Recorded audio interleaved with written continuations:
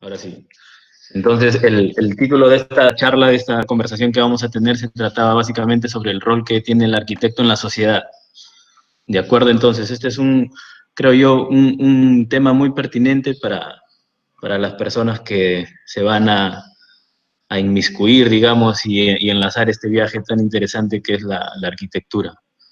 ¿Listo? Entonces, cae muy bien este tema porque les va a permitir a ustedes entender, primero, por un lado, cuál es el campo en el que puede moverse el arquitecto dentro de la sociedad, pero sobre todo desde otro punto de vista, y lo que más nos interesa que puedan ustedes entender hoy es cuál es ese rol que él tiene, cuál es esa función principal que él tiene como profesional en la sociedad, ¿no?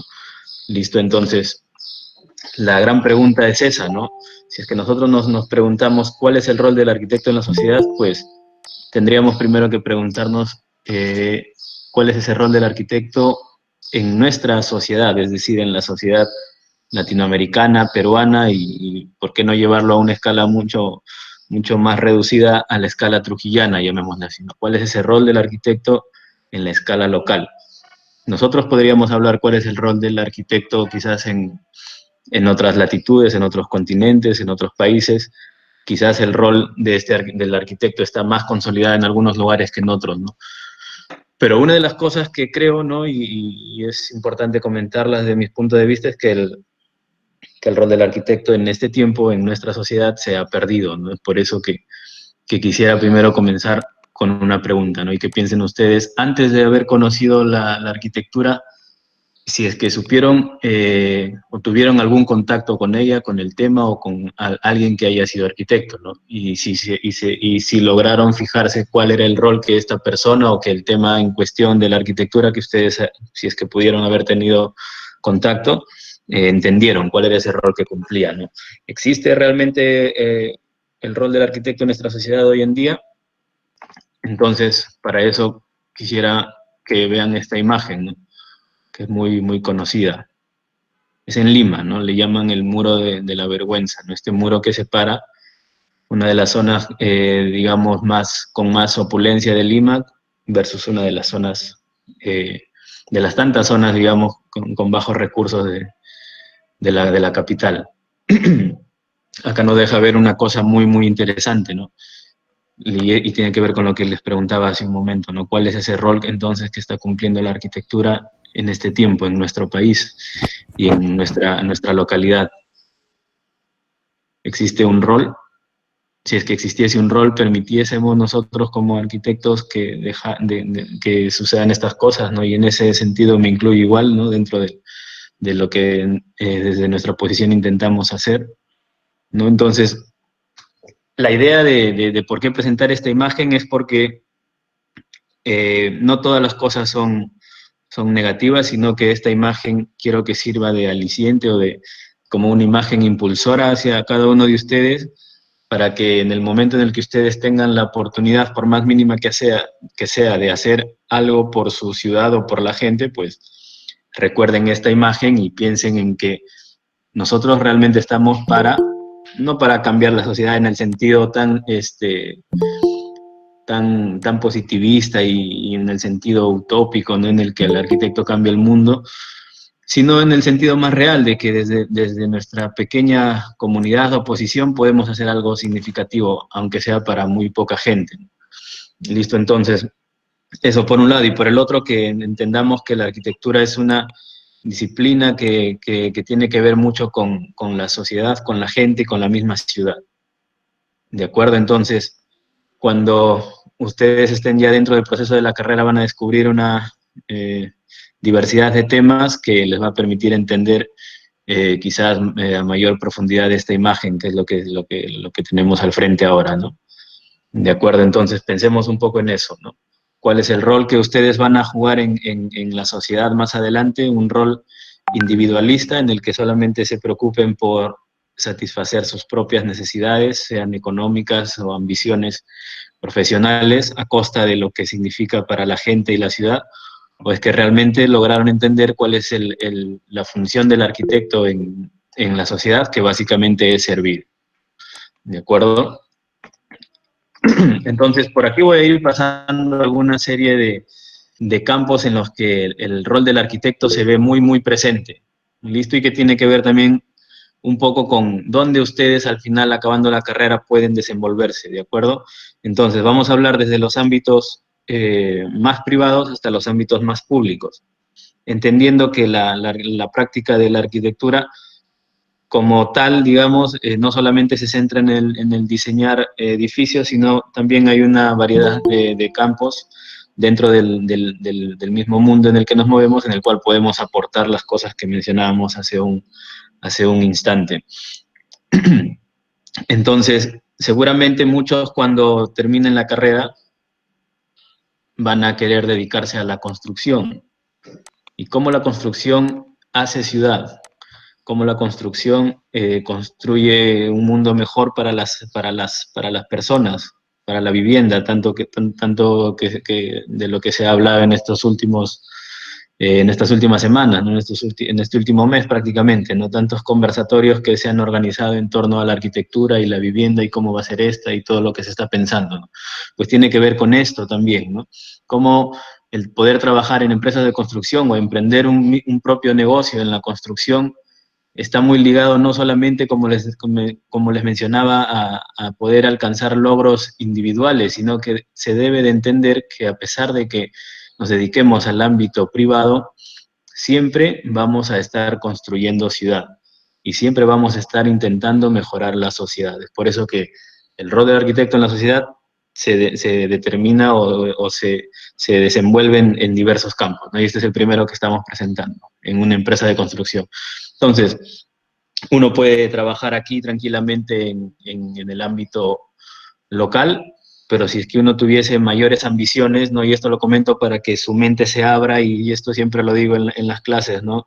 En la universidad y en los cursos que tenemos, lo que invito a hacer es que todo lo que aprendamos y todo lo que ustedes logren, no lo deben de medir ni siquiera en el ámbito local, sino deben de medirse en el ámbito internacional, siempre proyectándose al punto más alto en el que cada uno de ustedes pueda llegar, ¿no? Entonces es por eso que aquí está el nombre de ARUP, Oficinas. ARUP es una de las empresas de construcción no más grandes del mundo, pero sí una de las más importantes del mundo. ¿Y por qué menciono esta empresa? Porque es una de las pocas empresas que en realidad fusionan lo que es importante ver en la arquitectura, que quiere decir cómo la arquitectura funciona con la ingeniería.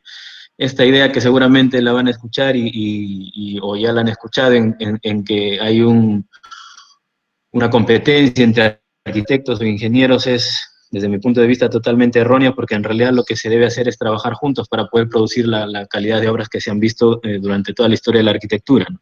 Y ARUP es una de esas oficinas que se dedica a la investigación, se dedica a construir proyectos de arquitectura muy interesantes, pero a la vez se dedica también a esa cooperatividad entre la arquitectura y la ingeniería.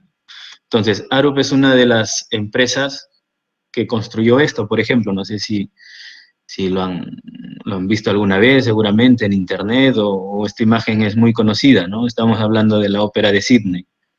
Este edificio tan icónico y que es uno de los edificios más importantes de la historia de la arquitectura de los últimos, de las últimas décadas, digámoslo así, fue construida por esta empresa. Entonces, imagínense cómo entran aquí a tallar diversas disciplinas, pero dentro de estas disciplinas la que, digamos, lleva la batuta, dirige todo el tema, es el arquitecto, ¿no? Sin el arquitecto y sin su concepción de todo lo que se está viendo aquí, pues difícilmente se hubiese podido llegar a un resultado. Entonces, una de las cosas que nosotros como arquitectos, ¿no? ¿Quién no quisiera tener esta oportunidad de construir y de diseñar una obra de esta envergadura? Pero a pesar de estas connotaciones, ¿no? Que significan avances profesionales para uno mismo, recordemos siempre que estamos construyendo sociedad y ciudad en cada proyecto. Este edificio ahora representa mucho para la gente, ¿no? Cuando uno busca Sydney, por ejemplo, lo primero que te sale es la ópera de Sydney, porque representa una imagen fundamental en la sociedad de esa ciudad, incluso quizás hasta del mismo Australia, no lo sé. Pero esa es la potencia que puede llegar a tener una obra de arquitectura. el resultado es este, ¿no? A pesar de lo bello que pueda ser este proyecto, detrás de eso, lo que nosotros queremos intentar hacer comprender aquí no es tanto esa plástica, esa belleza que ustedes van a aprenderla luego en la carrera, sino que hay oportunidades de dedicarse a un determinado campo y lograr hacer cosas como esta, ¿no? Dentro del proceso de la construcción. Otro de los roles que puede cumplir el arquitecto en la sociedad y que quizás es el que más se puede palpar y es el que más se ve en el día a día, está relacionado con los arquitectos independientes o que intentan sacar adelante una oficina, un estudio, ¿no? Un taller, lo que fuere, ¿no? Entonces, una de las maneras de ese rol del arquitecto en la sociedad es desde el trabajo que hace, ¿no? De forma independiente. Como uno a través de un pequeño estudio puede hacer obras de pequeña escala, pero como les comentaba en un inicio, muy significativas desde el punto de vista arquitectónico, pero más aún desde el punto de vista urbano, que hace ciudad y que está relacionado con la gente. ¿De acuerdo? Entonces, este es un ejemplo de cómo una pequeña oficina puede llegar a convertirse en una oficina, digamos, multinacional, internacional, con diferentes sedes en diversas partes del mundo, como podría ser esta oficina danesa Snøhetta. Snøhetta es una de las oficinas más interesantes de ahora en el panorama arquitectónico contemporáneo, y lo que intenta mostrar las imágenes es el trabajo que se da interno en estas oficinas, ¿no? Ustedes como arquitectos pueden también desenvolverse en este campo y aportar desde este pequeño campo, por más que parezca de un simple, digamos, estudiante por aquí que está haciendo sus prácticas, o ya un arquitecto junior que está empezando una carrera en este tipo de trabajos, está construyendo algo para el mundo, por más pequeño que sea, ¿de acuerdo? Y está cumpliendo el rol como arquitecto en su sociedad. Luego ya acá aparecen, por ejemplo, los fundadores de la oficina, ¿no? Que debaten los proyectos, ¿no? Y ustedes lo que deberían de proyectarse es, para los que les interesa este campo, ser al final como una de estas personas, ¿no? ¿Por qué no llegar a ser un arquitecto que dirige su propio estudio y con su socio fundador y debaten proyectos que van a marcar hasta cierto punto un nuevo camino, un nuevo rumbo para la arquitectura trujillana, digámoslo así? Entonces, sobre estas cosas nosotros tenemos que ir pensando, ¿no? Ustedes están aquí para pensar en esas cosas, no para quedarse estancado en algún pensamiento eh, que no pueda ser sobresaliente, digamos, ¿no? Por otro lado, y una de las partes también que es fundamental y que es más palpable y es más directa relacionada a lo que estamos comentando de la sociedad, es el urbanista, ¿no? La carrera que ustedes están estudiando es arquitectura y urbanismo. Hay una parte muy fuerte también marcada en la carrera que es el urbanismo y que es muy interesante, ¿no? Y el que logra entender esto y la arquitectura, pues tiene dos herramientas muy potentes para poder hacer proyectos y para poder hacer ciudad. Entonces, el urbanista como planificador de la ciudad. Algunos durante la carrera descubrirán que quizás se inclinan más por este tema, por esta faceta, digamos, del urbanista que planifica, que proyecta, que ordena la ciudad, ¿no? De acuerdo a los recursos que ésta tiene. ¿Cuánta falta nos hace entender esta disciplina aquí en nuestra ciudad, ¿no? Últimamente, pues bueno, se ha visto una mejora, ¿no? Se predica mucho acerca del espacio público y todas las cosas que esto conlleva, pero creemos que esto debe hacerse aún mucho más compartido con las demás personas, ¿no? Que la gente de a pie, que la gente común, ¿no? Del día a día pueda comprender esto a través de lo que hagamos como profesionales, va a ser un gran avance, ¿no? Si no, simplemente todas las cosas que hablemos se van a quedar, digamos, a puerta cerrada, ¿no? Solamente con los que pueden entender el tema. Entonces, esta es otra faceta, ¿no? En la que el urbanista se reúne con diversos profesionales, incluso mismos arquitectos y diversas disciplinas o campos o profesiones, ¿no? Sociólogos, antropólogos, los mismos políticos, para poder planificar la ciudad. ¿De acuerdo? Recuerden que al final el que toma la decisión, y este es un punto muy importante para tenerlo en cuenta, ¿no? Uno puede tener las mejores decisiones como planificador de la ciudad para poder cambiar nuestra sociedad, pero al final el que toma la decisión, ¿quién es? son los políticos, ¿no? Entonces es por eso que debe de haber una relación muy, muy directa, cercana con ellos, ¿no? Y al final tener resultados como estos de regeneración urbanas o de redensificación o de densificación o de ampliar la ciudad más compacta, con servicios, con todo lo que ahora ha salido al descubierto, pero que viene desde hace mucho tiempo, ¿no? Me refiero a lo que salió al descubierto gracias a la pandemia que estamos viviendo, pero que no es nada nuevo, sino que viene desde hace mucho tiempo y esto ha sido predicado hace muchísimo tiempo, solamente que recién ahora mucha gente se está dando cuenta, ¿no? Pero esto es a lo que apela el urbanismo contemporáneo. Esto es a lo que pueden llegar ustedes como planificadores, ¿no? Hasta estos niveles de impacto en la ciudad pueden tener ustedes con sus intervenciones. Por otro lado, hay otra parte que también es interesante, que es el arquitecto freelance, que quiere decir el arquitecto que en realidad es un arquitecto independiente, que no necesariamente tiene una oficina y un estudio con algunos chicos a cargo, sino que se mueve solo, ¿no? Y hace trabajos por su cuenta, de manera libre, ¿no? Y una de las maneras en las que se puede hacer esto es a través de la visualización arquitectónica, que está muy ligada a la generación de ustedes, ¿no? De lo digital, de cómo ustedes a partir de los programas e información que van a aprender en la escuela y también por su lado, lógicamente, van a poder producir imágenes que están ligadas al mundo digital de la arquitectura y que se necesita obviamente para poder presentar proyectos, para poder trabajar proyectos, para poder concursar y por una serie de cosas que al final a ustedes les va a permitir también desenvolverse en este campo, ¿no? Es decir, para todo hay, como se dice, para todos los gustos, ¿no? Así en el sentido más fácil, ¿no?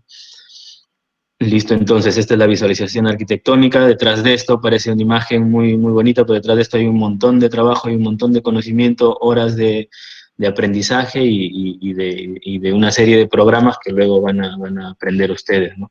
Cómo llegar a este tipo de proyectos, ¿no? Por un lado, la maqueta es importante y por otro lado, la visualización arquitectónica es importante, ¿no? Ustedes tienen que aprender de ambos. Y esto es una apreciación personal, ¿no? En la que, a pesar de que son un mundo, ustedes pertenecen ya a un mundo mucho más ligado a lo digital y a lo virtual, pues no deben de aprender ese trabajo del pensar con las manos, ¿no? El saber hacer con las manos, que es importante. Muchos hablan ahora que todo es digital que es una pérdida de tiempo las maquetas, pero en realidad eso pasa por no entender el sentido correcto de la arquitectura, ¿no? Que es el saber hacer, ¿no? Antes de hacer estas cosas hay que saber pensar. Una vez que sé pensar, pues sé cómo proceder. Entonces, muchos de los estudios que hemos estado hablando y los ejemplos que hemos visto hacia atrás, hace un momento, trabajan de ambos, ¿no? La parte digital y la parte del taller, de lo manual. Entonces, no es ni uno ni lo otro, sino si se puede ambos, ambos, ¿no? Y al final, pues los resultados van a ser mejores, ¿no? Y al final pueden producir cosas como estas, visualizaciones para concursos, para un determinado cliente o para un arquitecto que necesiten que colabore con ustedes, los llaman y necesitamos hacer esto y ustedes lo producen. Esa es una manera en la que ustedes pueden también desarrollarse en la sociedad. Una parte muy, muy también interesante es la parte de la restauración y conservación de monumentos históricos y culturales. Y esto es algo quizás de lo que adolece nuestra sociedad, la sociedad peruana, ¿no? De darle importancia a este tema porque aquí hay para explotar un sinfín de recursos, ¿no? En el ámbito cultural, histórico, y esto como resultado nos da un aprovechamiento en temas turísticos, ¿no? ¿Cuánto dinero pierde, digamos, el Perú por no saber aprovechar los recursos históricos y culturales que tiene? ¿No? Y esto es fundamental, porque en otros países se ve, ¿no? Acá vemos, por ejemplo, el pleno proceso de restauración y conservación del Partenón, ¿no? Donde el arquitecto restaurador, lógicamente, se capacita y se especializa en este rubro y empieza a desenvolverse en temas casi muy ligados a temas científicos, ¿no? De materiales, cómo recuperar un material, cómo restaurar tal pieza, cómo hacer que esta pieza pues, se mantenga en el tiempo y que a la vez se integre con lo que ya existía, pero que a la vez no parezca un añadido a la obra histórica, ni tampoco un falso histórico y demás cosas que los van a descubrir luego. Este es un campo muy, muy interesante, ¿no? Imagínense desenvolver todo este campo en el centro histórico de Trujillo, ¿no? Restaurar las cosas que hay, ponerlas en valor, darles un uso y así seguir moviendo la economía y a la vez manteniendo la arquitectura. Eso es muy importante y un campo que no hay que desecharlo, que al final de aquí a un futuro se sigue proyectando. O la rehabilitación de edificios históricos, industriales, culturales, residenciales, ¿no? Cómo a través de la rehabilitación, o sea, es decir, de darle un uso ya aparte del que tenía y restaurar todo un edificio histórico puede darnos resultados tan contemporáneos como estos, ¿no? Si nosotros viésemos por fuera este proyecto, pues de repente lo vemos así, como un edificio antiguo, pero por dentro es totalmente contemporáneo porque ha sido rehabilitado y puesto en valor con un nuevo uso. Y esto es en lo que también se desenvuelve el arquitecto, ¿no? Cómo hacer que conviva la parte contemporánea con la histórica. Igual aquí, fíjense, ¿no? La parte izquierda es una arquitectura de una determinada época, ¿no? De hace algún tiempo atrás, y la parte derecha es la parte en la que se interviene y trata de completarse hasta cierto punto la pieza arquitectónica perdida, ¿no? Maneja las mismas proporciones, se diferencia del material, entonces cuando uno ve esto sabe definitivamente, así no sea especialista en el tema, ni arquitecto, ni estudiante de arquitectura, sabe que la parte o los volúmenes del lado derecho son una obra reciente, mucho más contemporánea por los materiales y por las formas que maneja, y en la parte izquierda es obvio que es un edificio histórico. Igual aquí. Entonces lo que mostramos con esto es que el campo del arquitecto igual va por esos lares, ¿no? Y aquí vuelvo a hacer la comparación. Esto es lo que debería suceder en nuestra realidad. Nosotros cómo proyectamos esa realidad, de hacer que conviva la arquitectura contemporánea con la histórica, y a la histórica aún más darle el valor que se merece, ¿no? Restaurar también pequeñas fábricas o edificios industriales y convertirlos en viviendas. Hay una serie de cosas muy, muy interesantes en este tema. Otro de los puntos que creí conveniente incluir aquí es la docencia e investigación universitaria, ¿no? Y la denomino como una manera de hacer arquitectura, ¿no? Hay muchos teóricos, ¿no? Que por el mismo hecho de que quizás no han construido nada, no han diseñado nada, pero se han dedicado a la teoría en sí de la arquitectura, no quiere decir que no sean arquitectos, sino también son tan arquitectos como los que construyen, ¿no? Pero desde el campo en el que ellos se han desenvuelto, ¿no? Personalmente voy yo con la manera de entender la arquitectura, digamos, en Europa, básicamente, que se establecen tres pilares fundamentales, ¿no? Ellos comentan que la arquitectura no se puede practicar si es que no se le entiende desde estos tres pilares. Por un lado, la práctica arquitectónica, o sea, es decir, el diseño, el construir edificios, el proyectar edificios. Por otro lado, la investigación en arquitectura, la investigación, la parte teórica, y por el otro, la docencia, la enseñanza en arquitectura. Sin estos tres pilares, ellos mencionan que es difícil practicar arquitectura, ¿no? Y esto, pues yo puedo dar fe de ello, ¿no? En la poca experiencia que tengo, intento relacionar estos tres puntos para poder luego hacer los proyectos que se puedan dar en la ciudad o para algunos clientes o concursos, qué sé yo. Esta es una de las mejores formas de hacer arquitectura. Y quizás a esto se le atribuye también la falta de criterio de muchos proyectos que se desarrollan en nuestra ciudad, que piensan que solamente la arquitectura es diseñar algo y diseñar algo bonito, ¿no? Pero no pasa por eso, sino pasa más que todo por esos tres puntos que menciono, que la arquitectura es mucho más profunda que solamente saber diseñar, ¿no? Entonces, una de las partes es por eso que nos dedicamos a la docencia e investigación universitaria, porque es una forma de hacer arquitectura, es una manera de transmitir los conocimientos y aprender también de los alumnos, ¿no? Con los que se lleva algún curso, ¿no? Y eso es lo que yo puedo dar fe de ello, ¿no? O sea, al final el que termina aprendiendo es uno, ¿no? Yo he aprendido bastante enseñando porque aprendo de los alumnos, aprendo de las cosas que hacen, y de eso también yo voy digamos, teniendo ideas para seguir desarrollando mi propia práctica, y es un ida y vuelta, ¿no? O sea, no es que uno va a enseñar, es el que sabe y todos aprenden, ¿no? Sino hay que tomar una posición un poco más humilde y entender que la arquitectura va de eso, ¿no? Va de que es un intercambio de ideas continuo entre el estudiante y el que imparte el conocimiento en ese momento que le toca hacer de ese papel, y viceversa. Entonces, esta es una manera interesante en la que se puede transmitir el conocimiento a través de la arquitectura, donde está el maestro y ahora pues ya no se tiene esa idea del maestro estrella que se sienta y es el que todo lo sabe, ¿no? Sino en realidad es un facilitador del conocimiento. Y luego están las famosas presentaciones de proyectos que a nosotros nos encanta particularmente, ¿no? En la que el alumno expone y a la vez hay un jurado y ustedes presentan los proyectos. Entonces ese es el mundo en el que se puede desenvolver también el arquitecto, ¿no? Que se dedica a la enseñanza y la investigación. ¿De acuerdo?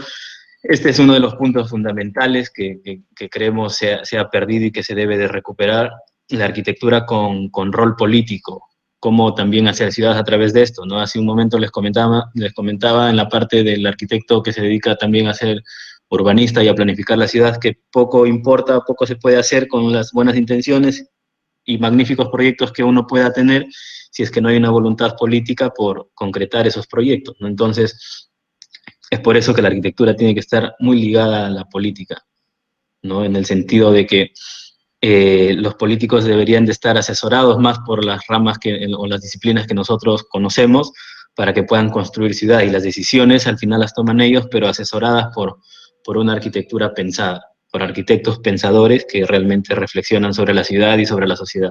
Entonces aquí en la imagen que muestro, pues obviamente es el arquitecto presidente del Perú, Fernando Belaúnde Terry, en la que más allá si es un tema político o no, de su partido, qué sé yo, eso no nos interesa, sino mostramos esto porque, no sé si ustedes saben, pero el Perú estuvo como pocas veces dentro fue digamos, un punto de todo el mundo, hubo un momento en el que tenía los ojos puestos en el Perú hablando en términos arquitectónicos. ¿Ustedes se imaginan lo que es eso?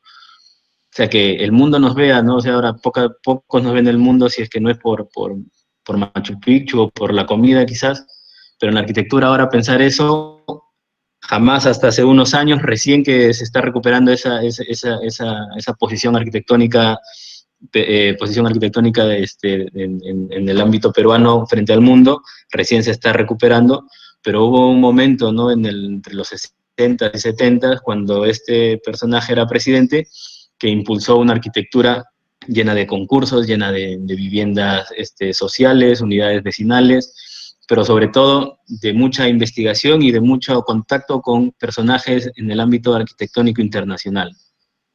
Es tanto así que les cuento solamente como una información adicional, que este arquitecto Belaúnde lanza el famoso concurso Previ, ¿no? Que fue un concurso de vivienda incremental en el que participaron los mejores arquitectos del mundo en ese momento, los invitaron a participar. Entonces, estos arquitectos es como que en este momento ustedes sepan quiénes son los mejores arquitectos del mundo y los invitáramos a que ellos propongan ideas para viviendas en nuestra ciudad. ¿Se imaginan lo interesante y lo grandioso que sería eso? Pues eso sucedió hace casi 50 años, hace casi 60 años, ¿no? Entonces, hasta ese punto de acción puede llegar cuando uno ve la arquitectura con un rol político o la arquitectura está muy ligada a la política, ¿no? Entonces, podemos desarrollarnos en ese aspecto igual, siempre con el ánimo de construir ciudad, pero más que todo, lo que voy a mostrar a continuación, y con esto termino, es lo más importante, que quiere decir que ustedes van a proyectar obras de arquitectura con espacios interesantes, pero por sobre todas las cosas, muy, muy aparte de lo bonito que es el proyecto, tienen que recordar que ustedes tienen un compromiso con la ciudad. Y nuevamente repito, a pesar de que el proyecto sea lo más pequeño que ustedes se puedan imaginar, tiene un compromiso con la ciudad. Entonces, nosotros proyectamos para las personas, no proyectamos en sí para que un objeto sea hermoso, tiene que serlo, lógicamente, pero nosotros proyectamos para la gente. Entonces, esta facultad de arquitectura, que siempre me gusta ponerla como ejemplo, es la Facultad de Arquitectura de Sao Paulo, en Brasil, que es un espacio magnífico, es una arquitectura hermosa, pero en realidad la arquitectura solamente sirve como telón para este tipo de sucesos, ¿no? Donde la gente se reúne en ese espacio y comparte cosas, comparte experiencias, la arquitectura hace ciudad, hace sociedad, que los lazos de la sociedad aún se hagan más fuertes, genera una identidad. La identidad no es copiar cosas antiguas de nuestros antecesores, eso no es identidad, sino identidad es cómo la arquitectura logra y hace que la gente se sienta que pertenezca a ella, ¿no? Entonces, imagínense este espacio que yo proyecto, luego usado por la gente así, lleno de gente, porque para eso sirve la arquitectura, para dar cobijo, para proporcionarle un mejor hábitat a las personas, y en este caso, en el ámbito de la enseñanza, en el ámbito universitario, pues está generando ese cobijo y ese hábitat para los estudiantes. Ustedes tienen que proyectar a eso cada vez que piensen en el proyecto de arquitectura. ¿De acuerdo? Entonces, la arquitectura hace ciudad, construye sociedad, a la vez nos inspira a que nosotros nos elevemos más como personas, como profesionales, pero por sobre todas las cosas debemos de recordar siempre que el rol del arquitecto pues está centrado en la ciudad y en la sociedad. Listo, eso es todo. Muchas gracias. Están esperando sus clases, dice arquitecto. Si quieren conocernos Ay, ay, más ay, adelante. ay, ay, qué bueno, qué bueno. Sí, nos da mucho gusto que la idea de esto es animarlos, ¿no? Y que empiecen, sobre todo también un punto importante, ¿no? Que me faltó mencionar quizás es que esto pueda servir de ánimos para que puedan empezar la carrera. Va a ser una experiencia totalmente distinta, hasta cierto sentido pueden ser, ustedes sentirse privilegiados porque van a ser los primeros que quizás inicien un primer ciclo de una carrera como es la arquitectura de manera virtual, ¿no? Entonces no hay que verlo como una dificultad, sino la idea siempre es enfocar los problemas desde el punto de vista como oportunidades, ¿no? Entonces, sáquenle al máximo provecho de esta oportunidad. Y la idea es que comiencen con ánimo, ¿no? Así como si estuviesen presenciales, igual, tiene que ser el mismo ánimo, ¿no? Porque la arquitectura no tiene la culpa, ¿no? O sea, es decir, la pasión que uno debe sentir por la arquitectura, pues va más allá de si es que es físico o virtual, ¿no? Como un consejo simplemente, ¿no?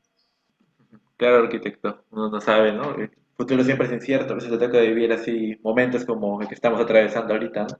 Pero uno siempre tiene que Exacto, adaptarse y seguir adelante, ¿no? Y estar siempre claro con los objetivos y cumplir sus sueños, ¿no? Si han escogido la carrera es por algo, tienen que exacto, seguir exacto. nomás a darle. Por acá Así es. comenta Naicha Reina, dice, ¿nos podría compartir un poco sobre su experiencia educativa internacional, la visión de la arquitectura específicamente? Dice. Algo parecido también menciona acá Carol, que en qué medida el hecho de haber estudiado en el extranjero amplía su visión sobre la arquitectura.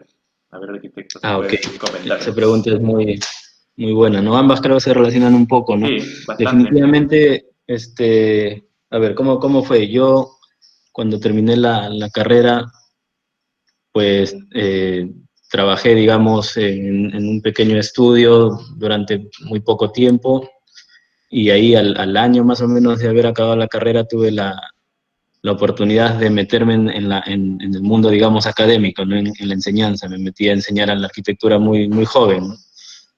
Y eso me permitió a mí descubrir lo que realmente era la arquitectura, porque creo yo que en ese momento tenía una visión errada, ¿no? de la arquitectura, que era como les comentaba, que simplemente era diseñar edificios y hacer que todo se vea bonito, ¿no? Y sacar un buen render y estas cosas medias raras, ¿no?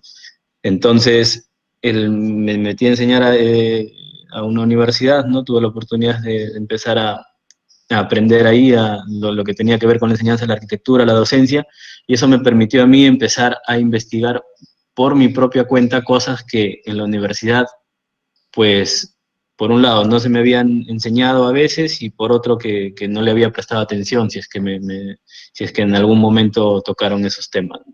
Entonces, por mi lado, empecé a investigar porque obviamente tenía que estar preparado para poder enfrentar esa oportunidad de enseñar a estudiantes, y me permitió entender más lo que significaba la arquitectura, ¿no? Y a raíz de eso, de ese interés, pues tuve la oportunidad de ir a estudiar a España, y eso sí me cambió totalmente el punto de vista de la arquitectura, ¿no? Porque eh, allá bueno, en España básicamente enfocan la arquitectura desde un punto de vista mucho más completo, digamos, que lo que normalmente se entiende aquí, ¿no? Es decir, esos tres pilares fundamentales que les hablaba, ¿no?